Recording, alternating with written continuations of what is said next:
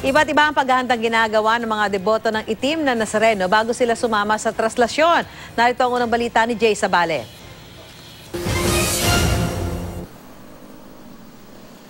Bagamat tinikayat ng mga otoridad ang mga sasama sa translasyon ng itim na Nazareno na wag nang magsama ng mga bata, may ilang hindi pa rin naiwasang isama ang kanilang mga supling. May ilang karga-karga, may inaakay at meron pang tinutulak habang sakay ng stroller. Mga third siguro, third generation. Matagal na rin ito, mga 10 taon siguro. Mag-alas 4 ng madaling araw na makita namin ang grupong ito ng mga tiga-barangay Tatalon sa Quezon City. May dala silang replika ng itim na Nazareno at kahit papunta pa lang sila ng Quirino Grandstand, nakayapak na agad sila. Sumasama raw sila sa translasyon dahil naniniwala silang mapaghimala ang poong Nazareno. Marami po sa nangyayari po sa amin, lalo na po sa mga pamilya po namin na meron pong mga may sakit, may karamdaman po.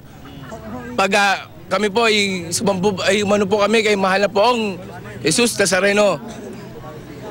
Nagkakaroon po ng himala. Nawawalan po talaga ng sakit ang mga mahal namin sa buhay. Papalalakarin? Ay hindi po. Mas lalo po lumalakas ang aming mga pakiramdam. Ang grupo namang ito, nabutan namin habang naglalakad sa bahagi ng Rizal Avenue sa Caloocan. Kasama rin sila sa prosesyon ng poong Nazareno.